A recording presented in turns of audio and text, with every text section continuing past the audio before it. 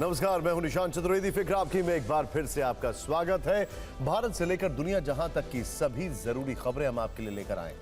आपने ये शो देख लिया तो समझिए जरूरी खबरों को अच्छे से जान लिया और समझ लिया। तो शुरू करते हैं आज की खबरों का इंट्रोडक्शन यानी परिचय के साथ।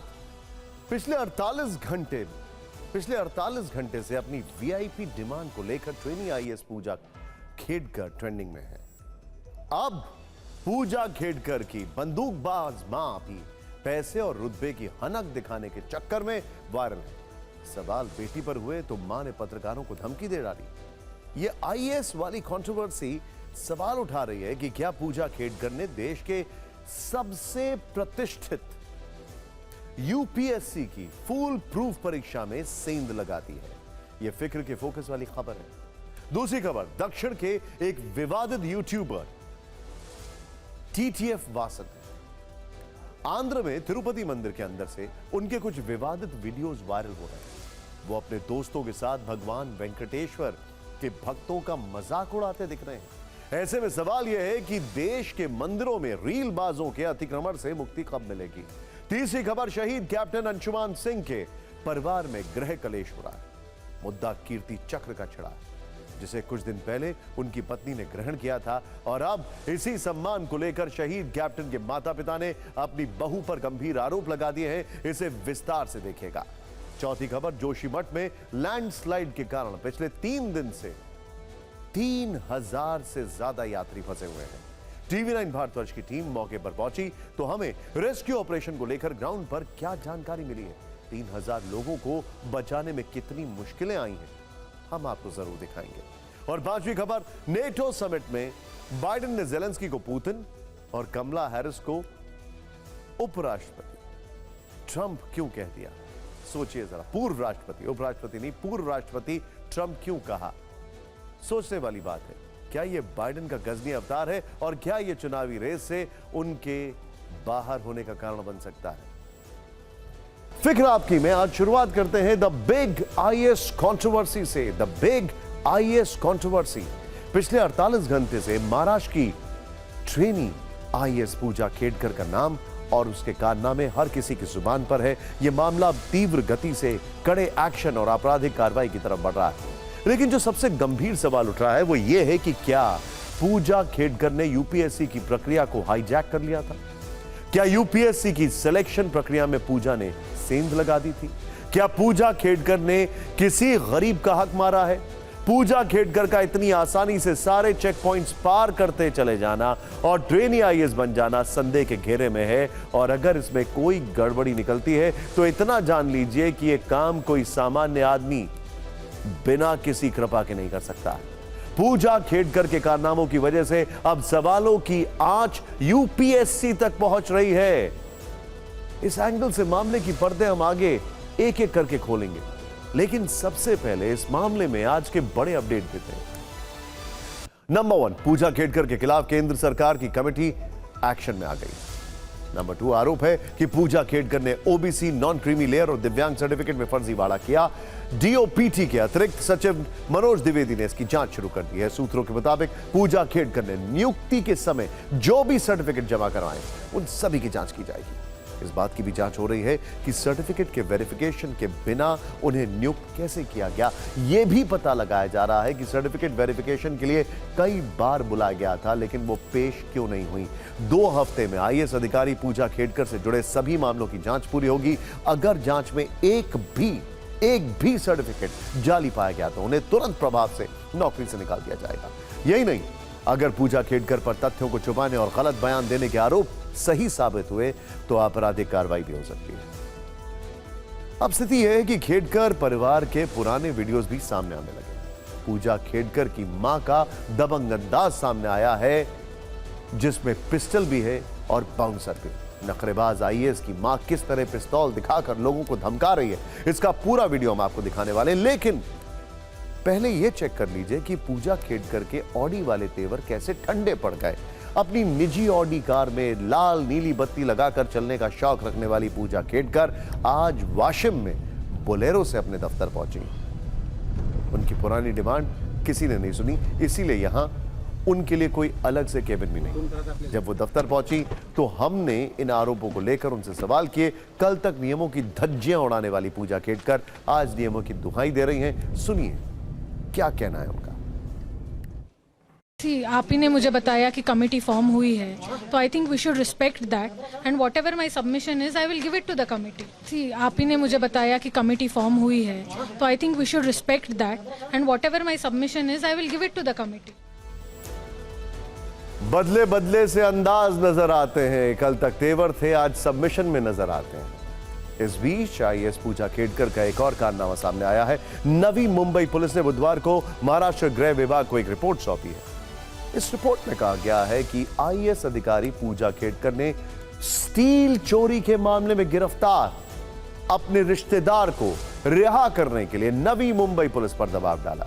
रिपोर्ट में इस बात का जिक्र है कि उन्होंने मई में नवी मुंबई पुलिस के डीसीपी को फोन किया था। महाराष्ट्र की मुख्य सचिव ने नवी मुंबई पुलिस और पुणे के कलेक्टर की report Lal Bahadur Shastri national academy of administration के डायरेक्टर को भेजी है, क्योंकि इस मामले में अभी राज्य सरकार सीधे एक्शन नहीं ले सकती है। आपको बता दें कि Lal Bahadur Shastri national academy of administration में यूपीएससी के जरिए चुने गए प्रशासनिक अधिकारियों को ट्रेनिंग दी जाती है। लेकिन सोचिए, पूजा खेड़कर को अभी किसी जिले में स्वतंत्र जिम्मेदारी नहीं मिली है, लेकिन रौब झाड़ना शुरू हो चुका है। वैसे इन आरोपों पर जब उनकी मां से मीडिया ने सवाल पूछे तो वो किस कदर भड़क गई, अब ये देखिए।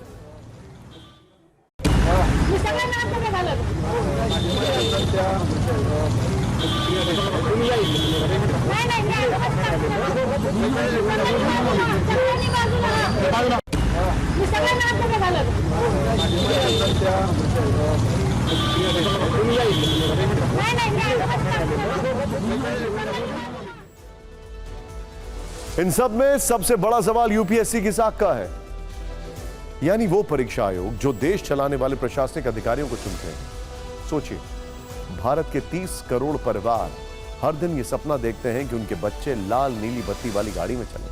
वो अपने बच्चों से कहते हैं कि बेटा, जिंदगी में कुछ बनना है तो आईएएस बनना, आईपीएस बनना, आईएफएस बनना, नाम रोशन करना।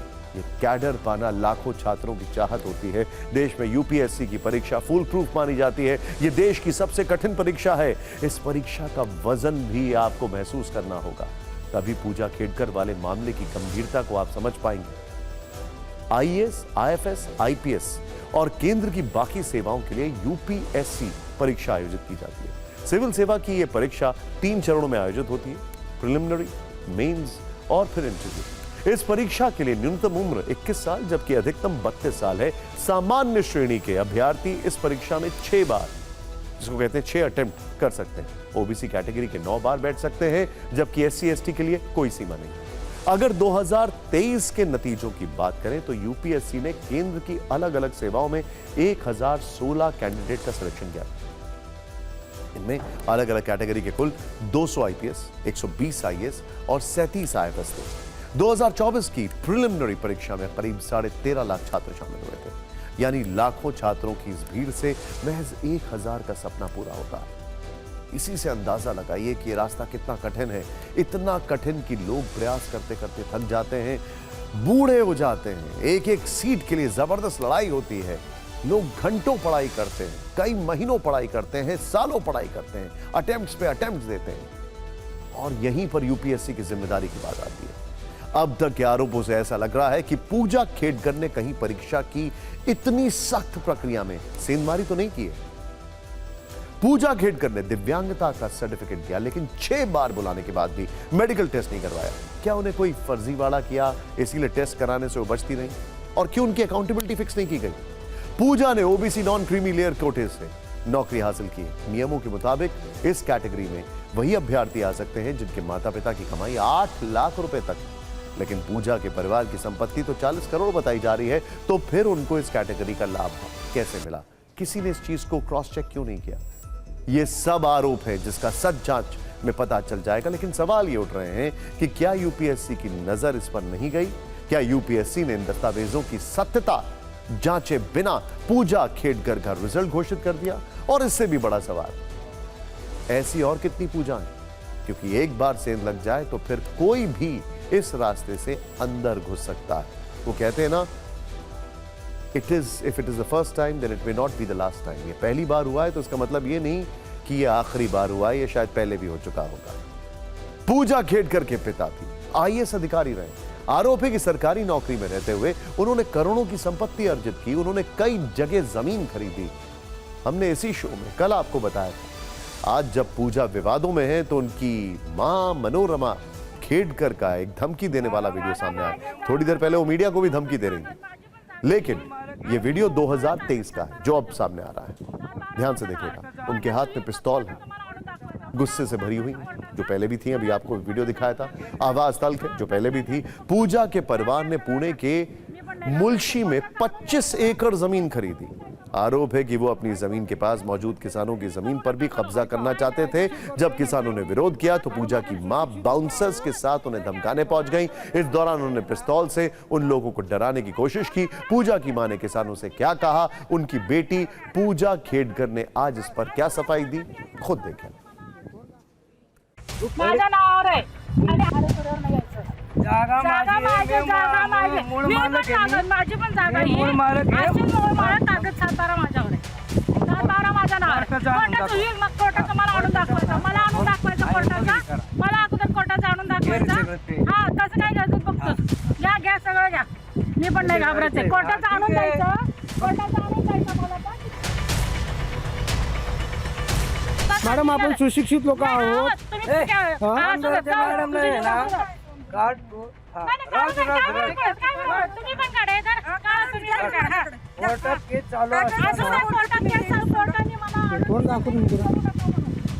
तोंड दाखव ना तुझं मला तुझं तोंड तर दाखव तुम्हाला जर सांगितलं असलं तर मला दाखवा कागद की करू नका म्हणून की मग मी बघते कागद जमीन करू नका म्हणून जमीन करू नका म्हणून तुम्हाला सांगितलं का जर लिटिगेशन आहे तर तुम्हाला पण सारखं आहे कायदा निर्णयावर अवलंबून आहे सगळ्याला सारखं मला माहित नाही कायदा सगळ्यासारखा गरीब निर्णयावर अवलंबून आहे पण मालक मी आहे ना 7-12 जोपर्यंत मी 7-12 मालक आहे ठरवणार आहे पण माझं मूळ मालक मी मूळ मालक आता नाव आहे का एक जे बघ ना 7-12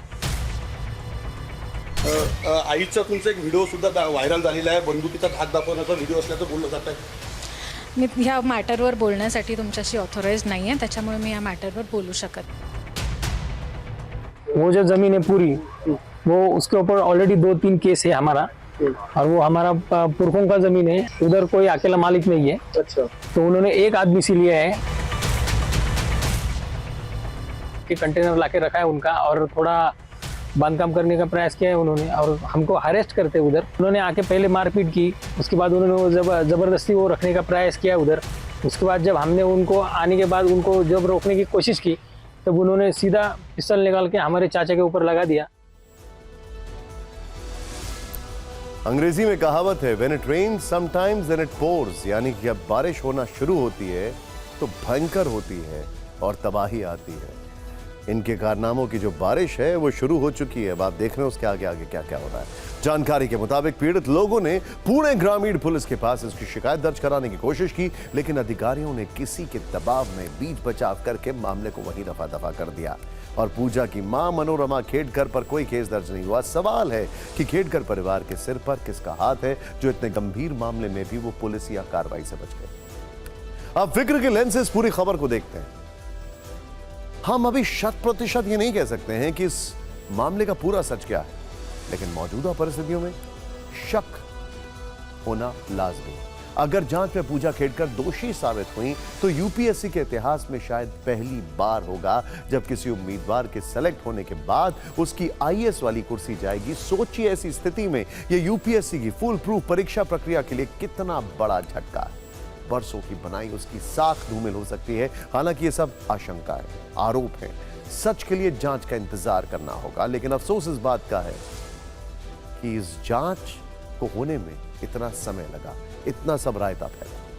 बहरहाल अगली खबर की ओर रुख करते हैं। अब बात एक शहीद के परिवार में मचे गृह कलेश की एक्सक्यूज मी, जो कि अपने आप में दुखद है। ये खबर हम बड़ी संवेदनशीलता के साथ आपके सामने रख रहे हैं। हमने आपको शहीद कैप्टन अंशुमान सिंह की पत्नी और उनकी मां का वीडियो दिखाया था। यह वीडियो तब का है जब पति के सर्वोच्च बलिदान के लिए उनकी पत्नी ने राष्ट्रपति भवन में कीर्ति चक्र को ग्रहण किया था। हो सकता है इस वीडियो को आपने पहले भी देखा हो, कैप्टन अंशुमन सिंह आपने संवेदना भी व्यक्त की होगी, लेकिन अब इस सम्मान को लेकर शहीद के परिवार में जो कलेश शुरू हुआ है वो बहुत ज्यादा हैरान करने वाला है। इस कलेश में एक ओर शहीद कैप्टन अंशुमन सिंह के माता पिता हैं, जिन्होंने किसी और पर नहीं बल्कि अपनी ही बहू और शहीद कैप्टन की पत्नी पर कुछ गंभीर आरोप लगाए हैं, सवाल खड़े किए हैं। इस विवाद की परतों को एक एक करके खोलते हैं ताकि आपको पूरी बात समझ में आए। दरअसल कैप्टन अंशुमान सिंह के माता पिता ने हाल में कांग्रेस के सांसद और संसद में विपक्ष के नेता राहुल गांधी से रायबरेली में मुलाकात की थी, जिसके बारे में हमने आपको बताया भी था। लेकिन इस मीटिंग में अग्निवीर योजना खत्म करने के साथ उन्होंने सेना की एक पॉलिसी को भी बदलने की मांग की, जिसका नाम है NOK यानी नेक्स्ट टू किन, जिसका मतलब होता है निकटतम रिश्तेदार। शहीद के पिता ने मांग की कि इस पॉलिसी की परिभाषा दोबारा तय की जाए, क्योंकि अभी इसके लिए जो मानदंड है वो ठीक नहीं है। राहुल गांधी ने भी शहीद के परिवार को भरोसा दिया था कि वो रक्षा मंत्री राजनाथ सिंह से इस मामले पर बातचीत करेंगे। लेकिन आखिर ये पॉलिसी है क्या, इसमें होता क्या है, इसे समझ लेते हैं। देखिए, नेक्स्ट टू किन पॉलिसी में सेना में भर्ती के वक्त जवान के निकटतम रिश्तेदारों का नाम दर्ज किया जाता है। नेक्स्ट टू किन आप समझ सकते हैं, यूजुअली जब आप एक नॉमिनी का जिक्र करते हैं जब इंश्योरेंस कराते हैं, थोड़ा इससे अलग है, लेकिन ये आपको समझाने के लिए। अगर किसी जवान की शादी नहीं हुई है तो NOK में माता पिता का नाम लिखा जाता है, और शादी के बाद माता पिता की जगह सेना के जवान की पत्नी का नाम दर्ज किया जाता है। फिर इस पॉलिसी के तहत जवान के शहीद होने के बाद आर्थिक मदद से लेकर तमाम सैन्य सुविधाएं उसकी पत्नी को मिलती। और शहीद कैप्टन अंशुमान सिंह के पिता चाहते हैं कि इस नियम में बदलाव किए जाएं। लेकिन आप सोच रहे होंगे कि आखिर इस मांग की वजह क्या है, तो इसका जवाब है शहीद के परिवार में चल रहा गृह कलेश। और यह कलेश कैप्टन अंशुमान सिंह के माता पिता और उनकी पत्नी के बीच है। दरअसल शहीद कैप्टन के माता पिता का आरोप है कि उनकी बहू स्मृति सिंह उनके बेटे को मिले कीर्ति चक्र सम्मान को अपने साथ ले गई। अब बहू ने उनका घर भी छोड़ दिया और अपने मायके में रह रही हैं। जब TV9 भारतवर्ष ने शहीद कैप्टन अंशुमान सिंह के माता पिता से बातचीत की तो उन्होंने अपना दर्द कैमरे पर बयां किया। उन्होंने बताया कि जब बेटा शहीद हुआ तो बहू 13वीं तक देवरिया के घर पर उनके साथ थी। 13वीं के बाद बहू के परिवार वाले उसे घर ले गए और कहा कि वो जल्दी वापस आ जाएगी। लेकिन इसके बाद बहू ने नोएडा में बेटी के घर से अपना पूरा सामान पैक किया और अपने मायके पठानकोट चली गई। इसके बाद जब शहीद बेटे को कीर्ति चक्र दिए जाने की घोषणा हुई तो उन्होंने बहू को फोन किया। बहू स्मृति सिंह के साथ कैप्टन अंशुमान की मां कीर्ति चक्र लेने गई, लेकिन उनका दावा है कि वहां बहू के साथ उनकी कोई बात नहीं हुई। इसके बाद जब शहीद के माता पिता ने बेटे की बरसी पर उन्हें घर बुलाया तो उन्होंने आने का वादा तो किया, लेकिन नहीं आए। शहीद के पेरेंट्स का आरोप है कि इसके बाद बहू ने उनका नंबर भी ब्लॉक कर दिया है और इसके बाद उनके साथ कोई बातचीत नहीं हुई है। माता पिता ने कहा है कि बहू के साथ उनके संबंध ऐसे खत्म हो जाएंगे, ये कभी नहीं सोचा था। शहीद के पेरेंट्स का दर्द ये है कि अब ना उनके पास बहू है, ना बेटा है, और ना ही शहीद बेटे को मिला सम्मान है। माता पिता का दावा है कि शहीद बेटे को जो कीर्ति चक्र मिला उसे भी बहू साथ ले गई, उन्हें छूने तक नहीं दिया। एक बार आप सुनिए कि शहीद अंशुमान सिंह के माता पिता का दर्द क्या है।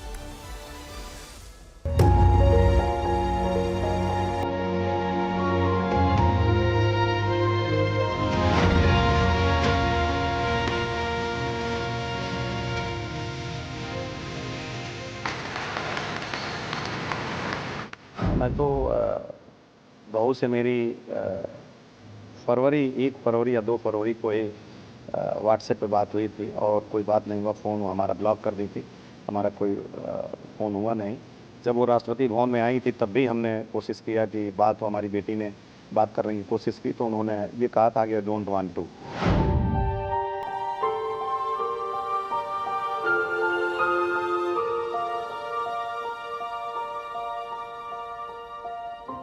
भारत मंडपम में अपना इंटरव्यू दिया, वो भी मुझे लगता है कि शायद सत्य से कुछ परे था, क्योंकि उन्होंने ये कहा कि मेरी लॉन्ग कन्वर्सेशन हुई थी about future, about kids, about house, जबकि वो रात को 9:30 बजे से और 12 बजे तक ITR अपने दोस्तों का भरवाने के लिए हमारे साथ लगे रहे। मेरी जो जानकारी उसमें 1 या 2 मिनट की बात अंशुमान से 18 तारीख की हुई थी और कोई बात नहीं हुई। कैप्टन अंशुमन सिंह, दामी मेडिकल कोर, चीज़ का सबसे ज़्यादा अफसोस है कि वो हाथ लगाने को नहीं मिला, क्योंकि वो सबसे बड़ा सम्मान था, छूने को नहीं मिला। आपने कहा छूने को वहीं राष्ट्रपति भवन में, सब वो तो मीडिया में है, छूने के बात तो अलग है। एक बार बहू बोलती कि माँ आप एक बार खोल के देख लो, तो वो दर्द है। फादर को तो छूने का भी वो सौभाग्य नहीं हुआ।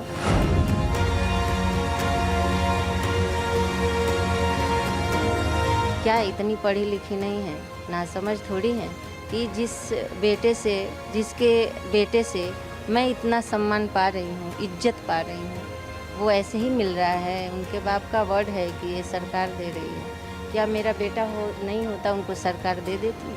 सम्मान माँ को भी मिलना चाहिए। अगर माँ अलग है तो फैमिली अगर ऐसे है सिचुएशन तो उनमें दो हो जाना चाहिए, ताकि माँ बाप के पास भी वो देखने के लिए एक हो कि मेरा बेटा है ये, और उसको ये मिला है।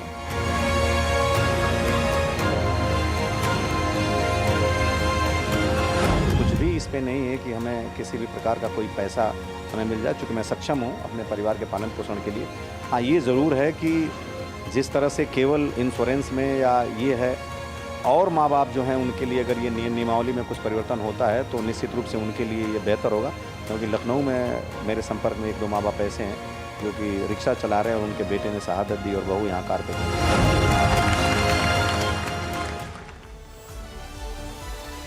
वैसे इस मामले पर हमने शहीद कैप्टन अंशुमान सिंह की पत्नी के पक्ष जानने की भी कोशिश की। जैसे ही वो हमें सास ससुर पर के इन आरोपों पर कोई प्रतिक्रिया देंगी, हम आपको उसकी भी जानकारी देंगे। लेकिन हम आपको उस वक्त का वीडियो जरूर दिखा देते हैं जब शहीद कैप्टन की पत्नी ने कीर्ति चक्र सम्मान ग्रहण करने के बाद उन्हें याद किया था। कैप्टन अंशुमान जुलाई 2023 में सियाचिन ग्लेशियर में हुए एक अग्निकांड में अपने साथियों को बचाते वक्त शहीद हो गए थे। इसी सर्वोच्च बलिदान के लिए उन्हें 5 जुलाई को मरणोपरांत कीर्ति चक्र से सम्मानित किया गया था। तब उनकी पत्नी स्मृति सिंह ने क्या कहा था, देखते हैं। So we met on the first day of college, and I would not be dramatic, but it was love at first sight. And after a month, he got selected into AFMC. We met in an engineering college. He got selected in a medical college. So super intelligent guy. So from then on, after just 1 month of meeting, it was a long distance relationship for 8 long years. Let's get married now. So we did. And unfortunately, within 2 months of marriage, he got posted into Siachen. On 18th July, we had a long conversation about how our life is going to be the next 50 years. He's going to build a house. We're going to have kids and whatnot. 19th morning, I get up, I get a call. He's nowhere. So for first 7-8 hours, we were not ready to accept that anything of such sort has happened. But 7-8 hours, he got confirmed that he's no more. And till date, I'm not coping up. I'm just trying to figure out, maybe it's not true. But now that I have Kirti Chakra in my hand, maybe it's true. And it's okay. And he's a hero. अब बात उस खबर की जो आज दोपहर से trend कर रही है। राजनीति की दुनिया में आज रायबरेली के सांसद राहुल गांधी और अमेठी से चुनाव हार चुकी स्मृति ईरानी की चर्चा हो रही। राहुल गांधी ने स्मृति ईरानी के पक्ष में सोशल मीडिया पर एक पोस्ट लिखी। जी हां, ठीक सुना, राहुल गांधी ने स्मृति ईरानी के पक्ष में पोस्ट लिखी और यह पोस्ट राहुल गांधी के समर्थकों ने हाथों हाथ लेकर चारों दिशाओं में फॉरवर्ड करना शुरू कर दिया। राहुल ने लिखा, जीवन में हार जीत लगी रहती है। मैं सभी से आग्रह करता हूं कि वो श्रीमती स्मृति ईरानी या किसी अन्य नेता के लिए अपमानजनक भाषा का प्रयोग करने और बुरा व्यवहार करने से बचें। लोगों को नीचे दिखाना और अपमान करना कमजोरी की निशानी है, ताकत की नहीं। आपने पिछले 10 साल में कितनी बार देखा या सुना कि राहुल गांधी ने पूर्व केंद्रीय मंत्री स्मृति ईरानी के लिए इस तरह कोई भी पोस्ट लिखा? हाँ, 2019 में राहुल गांधी को अमेठी में हारने के बाद स्मृति ईरानी के तेवर राहुल के प्रति तल्ख जरूर रहे। तो सवाल है कि आज आखिर राहुल गांधी ने स्मृति को लेकर यह पोस्ट क्यों लिखी? दरअसल लोकसभा चुनाव में अमेठी सीट से हारने के बाद पूर्व केंद्रीय मंत्री स्मृति ईरानी को अपना सरकारी बंगला खाली करना पड़ा। शुक्रवार को अधिकारियों ने इसकी जानकारी दी थी, जिसके बाद से स्मृति ईरानी लगातार सोशल मीडिया पर ट्रोल हो रही हैं। ट्रोलर्स इस बहाने उन पर व्यंग कर रहे थे। आपको जानकारी दे दें कि स्मृति ईरानी को लुटियंस दिल्ली में 28 तुगलक क्रेसेंट में बंगला मिला हुआ था, जिसे उन्होंने इसी हफ्ते खाली किया था। इससे पहले भी अमेठी से गांधी परिवार के करीबी किशोरी लाल शर्मा से चुनाव हारने के बाद से स्मृति ईरानी को लगातार ट्रोल किया जा रहा था। लेकिन आज राहुल गांधी अचानक शिष्टाचार वाली सियासी मुद्रा में आ गए। राहुल के इस पोस्ट का राजनीतिक नैरेटिव क्या है, इसे भी समझना जरूरी है, क्योंकि सियासत में कुछ भी बेवजह नहीं होता है। ऐसा लगता है कि राहुल गांधी इस राजनीतिक पैतरे से उदारता और शिष्टाचार वाली ब्रांडिंग करना चाहते हैं और अपने सबसे बड़े विरोधियों के जुबानी हथियार छीन लेना चाहते हैं। ये राहुल की छवि का 360 डिग्री टर्न। वो राजनेता जिन्हें एक जमाने में रिलक्टेंट पॉलिटिशियन कहा जाता था, यानी एक संकोची राजनेता, वो ये दिखाना चाहते हैं उन पर कोई कितने भी सियासी हमले कर ले वो उदारी रहेंगे। ये मोहब्बत की दुकान वाली पॉलिटिक्स का वर्जन 2.0 है। खैर, पॉलिटिक्स को एक तरफ रख दें तो भी राजनीतिक टकराव के इस दौर में अपने विरोधियों के प्रति शिष्ट आचरण चाहे किसी की भी तरफ से किया जाए, उसका स्वागत होता है। इसमें एक बात यह भी है कि चुनाव प्रचार की भाषा अलग होती है और राजनीति के सामान्य दिनों की भाषा एकदम अलग होती है, क्योंकि प्रचार की कटुता वाला दौर बीतने के बाद भाषा में नतीजों वाली खनक आ जाती है। राहुल गांधी की उदारता पॉलिटिक्स के बाद खबर संविधान पर राजनीतिक दलों के बीच चल रही नंबर बनाने वाली सीरीज की है। जैसे किसी दफ्तर में कुछ लोग नंबर बनाने में जुटे रहते हैं, वैसे आजकल देश में राजनीतिक दलों के बीच संविधान वाली पिच पर सियासी नंबर बनाने की होड़ चल रही है। लोकसभा के चुनाव परिणाम के बाद देश में अगर किसी चीज की सबसे ज्यादा चर्चा है तो वो है संविधान। सत्ता पक्ष और विपक्ष के बीच संविधान वो मुद्दा है जिस पर पार्टियां अपने अपने नैरेटिव के हिसाब से सियासी बिसात बिछाने में जुटी हुई हैं। संविधान पर छिड़े रण में एक कदम आगे बढ़ते हुए केंद्र सरकार ने आज संविधान हत्या दिवस घोषित कर दिया। इसे मनाने की तारीख वही होगी 25 जून 1975, जब तत्कालीन इंदिरा गांधी सरकार ने देश में आपातकाल लागू किया था। गृह मंत्री अमित शाह ने सोशल मीडिया पर पोस्ट लिखकर इसकी जानकारी दी। सरकार ने इसका गैजेट नोटिफिकेशन भी जारी कर दिया। अमित शाह ने एक्स पोस्ट पे लिखा कि 25 जून 1975 को तत्कालीन प्रधानमंत्री इंदिरा गांधी ने तानाशाही मानसिकता को दर्शाते हुए आपातकाल लगाकर भारतीय लोकतंत्र की आत्मा का गला घोट दिया था। भारत सरकार ने हर साल 25 जून को संविधान हत्या दिवस के रूप में मनाने का निर्णय किया। गृह मंत्री अमित शाह के पोस्ट के बाद करीब 1.5 घंटे बाद प्रधानमंत्री मोदी ने भी पोस्ट किया। गृह मंत्री के पोस्ट को शेयर करते हुए उन्होंने लिखा, संविधान हत्या दिवस देशवासियों को याद दिलाएगा कि संविधान को कुचले जाने के बाद देश को किन परिस्थितियों से गुजरना पड़ा था। देश कांग्रेस के इस दमनकारी कदम को भारतीय इतिहास के काले अध्याय के रूप में हमेशा याद रखेगा। संविधान हत्या दिवस वाले ऐलान ने बारिश के मौसम में दिल्ली के सियासी गलियारों का तापमान बढ़ा दिया। बीजेपी कांग्रेस को आपातकाल का दंशाद दिला रही है तो विपक्ष ने इसे केंद्र सरकार का हेडलाइन स्टंट बता दिया।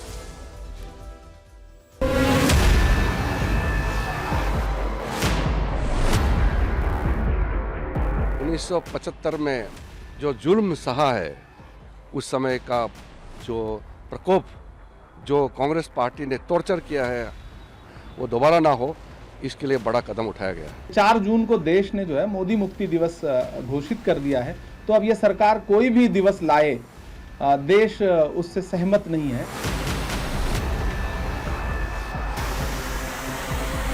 आज देश में सबसे ज्यादा इमरजेंसी तो मोदी जी का टाइम नहीं हो रहा है। आने वाली पीढ़ियों को ये कहना बताना जरूरी है कि 25 जून 75 को संविधान की हत्या की गई थी, शुद्ध और शुद्ध अपनी गद्दी बचाने के लिए। आप तो खुद संविधान को तार तार कर रहे, मैं हत्या नहीं बोलूंगा क्योंकि इस तरह के शब्द आप ही को सुहाते हैं। केंद्र सरकार के इस फैसले की भूरी भूरी प्रशंसा, ये लोकतंत्र पर सबसे बड़ा प्रहार था। अगर कांग्रेस को 25 जून 1975 के लिए इमरजेंसी के लिए माफ़ नहीं किया जा सकता, तो वर्तमान हालात के लिए भारतीय जनता पार्टी की सरकार को भी माफ़ नहीं किया जा सकता।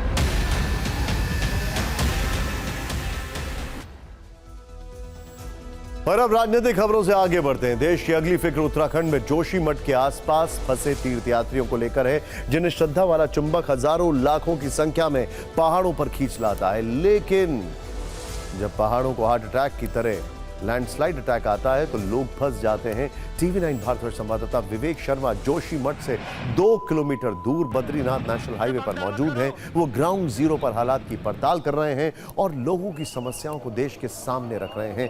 हाईवे खोले जाने से पहले जोशीमठ के आसपास फंसे श्रद्धालुओं से मिली जानकारी के आधार पर हमने लोगों की मुश्किलों वाली एक नंबर रिपोर्ट तैयार की है। जोशीमठ के आसपास 3000 से अधिक तीर्थयात्री फंसे हुए हैं।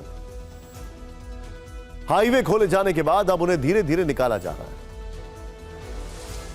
पैदल तीर्थयात्रियों के साथ साथ 500 से अधिक छोटे बड़े वाहन भी जोशीमठ के आसपास हाईवे पर फंसे हुए हैं, क्योंकि आवाजाही के लिए रास्ते बंद पड़े। इसके अलावा सिखों के तीर्थ हेमकुंड साहिब के पहले पड़ाव गोविंद घाट में 2000 से अधिक तीर्थयात्री गुरुद्वारे में रुके हुए हैं।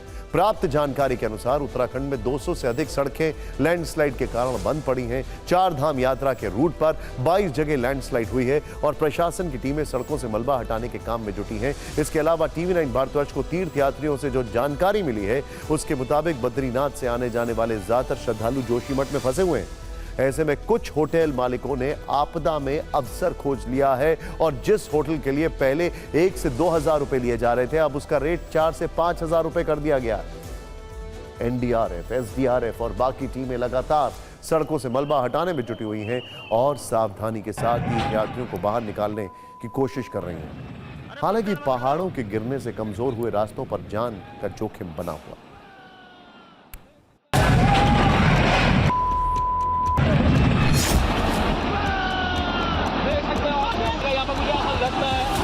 बहुत बड़ा हिस्सा है पहाड़ का।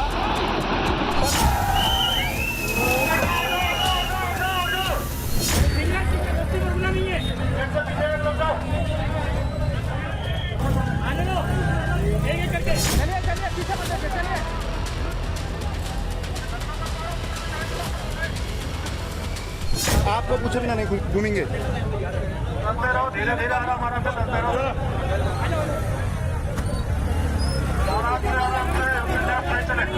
सस्ते में रोकनी नहीं है।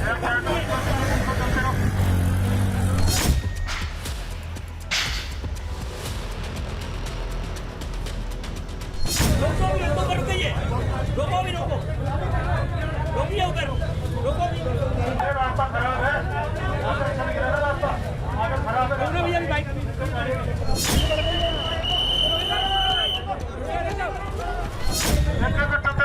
चलते रहो।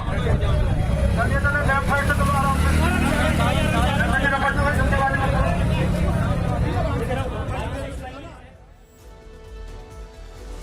बद्रीनाथ हाईवे खुलने के बाद जोशीमठ के आसपास फंसे लोगों को निकालने का ऑपरेशन तेज है। इस रूट पर कई श्रद्धालु 2 से 3 दिनों से फंसे हुए हैं। उनके पास खाने पीने के लिए पैसे खत्म हो रहे थे, उन्हें खुले में रातें गुजारनी पड़ रही थी। ऐसे ही कुछ लोगों ने TV9 भारतवर्ष के कैमरे पर अपनी आपत्ति बयां की।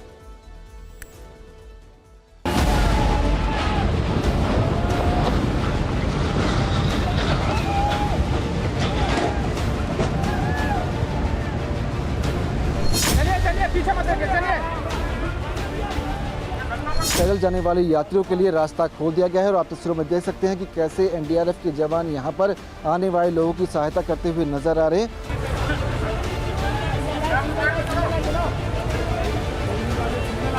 पुलिस वालों ने कुछ लोगों को निकाला, फिर रोक दिया हम लोगों को। बड़े परेशानी और सही बताते भी नहीं है। इतने दिनों से हम लोग रोड पे सोए थे, हम लोग रोड पे खाना बनाया। गाड़ी में हमने तो रोड पे ही टाइम पास करा। रोड पे सोए, रोड पे ही कुछ खाना पीना कुछ नहीं। 4 दिन हो गए। माता जी भावुक नजर आ रही है। माता जी कब वहाँ पे गई थी आप और वहाँ पे किस तरह से पहाड़ चढ़ के गए ऊपर, परसों गए पहाड़ चढ़ के, फिर आ रहे यार, फिर चढ़ा नहीं रहा हमारे से। हमको इतनी असुविधाएं हो रही हैं कि हमको महंगाई से परेशान है।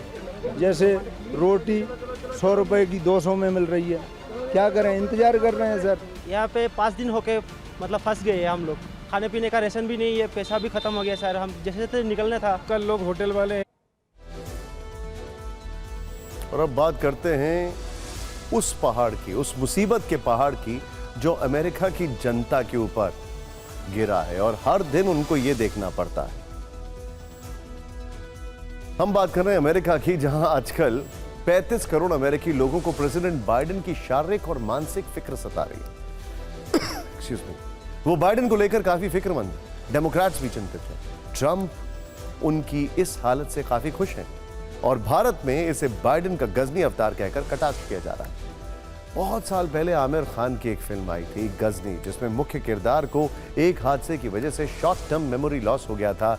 ये एक ऐसी बीमारी है जिसमें इंसान अपना काम ठीक ढंग से नहीं कर पाता है, काम याद नहीं रख पाता है, काम को जल्दी भूल जाता है, किसी का नाम किसी और के लिए इस्तेमाल करना, यानी कुल मिलाकर कुछ क्षण के लिए भूलने की इस बीमारी को शॉर्ट टर्म मेमोरी लॉस कहते हैं। और ऐसा ही कुछ इन दिनों राष्ट्रपति बाइडेन के साथ हो रहा है। हालांकि यहां पर ड्यूरेशन 15 मिनट की नहीं होती है।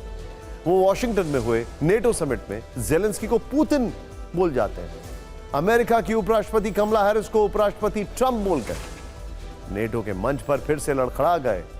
नेटो मेंबर्स को संबोधित किया तो जुबान भी लड़खड़ाई। उन्होंने प्रेस कॉन्फ्रेंस की तो वहां भी अटक गए, भटक से गए। लेकिन इतना कुछ होने के बाद भी वो राष्ट्रपति चुनाव की दौड़ में जमकर डटे हैं और सियासत के सुपर स्पीड हाईवे से हटने का नाम नहीं ले रहे। उनकी ऐसी खराब स्थिति को देखकर सभी डेमोक्रेट चिंतित हैं, हर दिन शर्मिंदा हो रहे हैं, क्योंकि बाइडेन की जुबानी या मानसिक दिक्कत से चुनाव में इसका सीधा फायदा रिपब्लिकन कैंडिडेट डोनाल्ड ट्रंप उठा सकते हैं। वो लगातार बाइडेन की इस हालत को बड़ा मुद्दा भी बना रहे हैं। हम ट्रंप के इस बाइडेन कार्ड को समझने की कोशिश करेंगे, लेकिन पहले एक एक करके बाइडेन का गजनी अवतार देखिए। 13 सेकंड का पहला वायरल वीडियो, जिसमें वो यूक्रेन के राष्ट्रपति जेलेंस्की को उन्हीं के सामने प्रेसिडेंट पुतिन बोल गए। सबसे पहले उन लोगों को ढूंढना जरूरी है जो प्रेसिडेंट पुतिन के बोलने के बाद भी ताली बजा रहे थे। जो बाइडेन नेटो के मंच पर खड़े होकर भाषण दे रहे थे, उनके ठीक बगल में यूक्रेन के राष्ट्रपति जेलेंस्की खड़े थे। उन्होंने जेलेंस्की का स्वागत करते हुए जब राष्ट्रपति पुतिन का हाथ और माइक छोड़कर जाने लगे तो अगले ही पल उन्हें गलती का एहसास हुआ। वो वापस माइक पर आए और गलती स्वीकार करते हुए सफाई दी। उनका पूरा ध्यान पुतिन को हराने पर है। इंटरेस्टिंग, उन्होंने इसके बाद कुछ और भी कहा। उन्होंने कहा इससे कोई बहुत बड़ा नुकसान तो नहीं हुआ ना, तो की फर्क पैदा है। ये उनका कहने का अंदाज नहीं है, मतलब ये उनका रेफरेंस पॉइंट है। लेकिन इस दौरान जेलेंस्की का रिएक्शन देखने लायक था। पुतिन कहे जाने पर उन्हें जैसे 440 वोल्ट का करंट लग गया। हालांकि बाद में जेलेंस्की ने बाइडेन के सम्मान में कहा कि ठीक है, वो समझते हैं। अब जेलेंस्की इस घटना के बाद बाइडेन को हमेशा क्या समझेंगे, इसका मतलब आप खुद निकाल लीजिए। वॉशिंगटन डीसी में नेटो समिट के दौरान मंच पर बाइडेन जब जेलेंस्की का नाम भूल गए, उन्हें प्रेसिडेंट पुतिन कह दिया, तब वहां मंच पर सभी नेटो देश के नेता मौजूद थे और बाइडेन को बहुत गंभीरता से सुन रहे थे। लेकिन इस बीच बाइडेन के कथित शॉर्ट टर्म मेमोरी लॉस से जैसे सभी हैरत में पड़ गए। उस दौरान एक वीडियो वायरल हो रहा है जिसमें एंटनी ब्लिंकन है, जिसमें वहां के रक्षा मंत्री भी हैं और सब लोग स्तब्ध होकर देख रहे हैं। खैर, आज दुनिया भर में इन सभी नेताओं के रिएक्शंस भी वायरल हो रहे हैं। जो बाइडेन 81 वर्ष के हैं, राष्ट्रपति पद के लिए दोबारा रेस में हैं। लेकिन नेटो समिट के मंच पर बाइडेन की जुबान सिर्फ जेलेंस्की को लेकर नहीं फिसली, बल्कि वो कमला हैरिस के नाम पर भी कंफ्यूज हो गए। प्रेस कॉन्फ्रेंस में अमेरिकी की उपराष्ट्रपति कमला हैरिस को ट्रंप बोल गए। हालांकि इस गलती पर उन्होंने बाद में भूल सुधार नहीं की। लेकिन इन दोनों बयानों से एक चीज साफ है कि जो बाइडेन के दिमाग पर अभी सिर्फ दो ही नाम हैं, पुतिन और ट्रंप। बाइडेन इसके बाद मीडिया के सामने आए तो कमला हैरिस को ट्रंप बताने वाले सवालों ने उन्हें घेर लिया। उनसे सीधा सवाल हुआ कि ट्रंप उन्हें इस बयान पर टारगेट कर सकते हैं, मजाक बना सकते हैं, आप अपनी इस आलोचना का मुकाबला कैसे करेंगे? तो बाइडेन ने जवाब में कहा कि आप फिर ट्रंप को ही सुनिए। लेकिन अमेरिका की जनता मालूम है क्या कह रही है, और व्हाइट हाउस के लोग? देखिए, हमारे जो प्रेसिडेंट हैं वो कम से कम पत्रकारों के सवाल तो समझ रहे हैं, अभी वो ठीक है। ये वहां के लोग कह रहे हैं। अमेरिका के राष्ट्रपति चुनाव में बाइडेन के उम्मीदवार पर सवाल उठने की ये बड़ी वजह है। उनके फिटनेस पर सवाल है। वो सार्वजनिक मंचों पर एक लीडर के तौर पर अच्छा प्रदर्शन करने में लगातार फेल कर रहे हैं। आपको बाइडेन की अटक अटक कर स्टार्ट होने वाली भाषा भी सुनाते हैं। ये वायरल वीडियो भी नेटो समिट के मंच का है। जो बाइडेन की अगर बात की जाए तो यहां पे इंटरेस्टिंग बात यह है कि नेटो समिट के दौरान बार बार ऐसा लग रहा था कि जो बाइडेन जो हैं वो कोई बहुत बड़ी गलती ना कर बैठे। डेमोक्रेट्स को इस बात का डर था, जिस पार्टी से वो आते हैं। अभी उनको इस बात की राहत है कि सिर्फ वो नाम ही भूलें। बाइडेन नेटो समिट में एक और बात के लिए चर्चा का विषय बने। असल में यूक्रेन युद्ध को लेकर वॉशिंगटन डीसी में हुई नेटो समिट में बाइडेन 40 मिनट देर से पहुंचे थे। उनकी ओर से हो रही देरी के कारण सभी नेटो मेंबर्स परेशान थे। इटली के पीएम जॉर्जिया मेलोनी सबसे ज्यादा नाराज दिखी। मेलोनी जब फिनलैंड के राष्ट्रपति से बात कर रही थी तब उनकी आंखों में अजीब सी झुंझलाहट थी। इस दौरान मेलोनी गुस्से में समय जानने के लिए अपनी कलाई की ओर देखती हैं, जबकि उन्होंने घड़ी नहीं पहन रखी थी। आपको हमने इटली में हुए G7 की तस्वीरें भी दिखाई थी। बाइडेन उस वक्त भी अपनी मानसिक और शारीरिक स्थिति को लेकर खूब वायरल हुए थे। तब एक जगह बाइडेन G7 देशों के नेताओं के बीच कहीं खो से गए थे और उस समय मेलोनी ने उन्हें संभाला।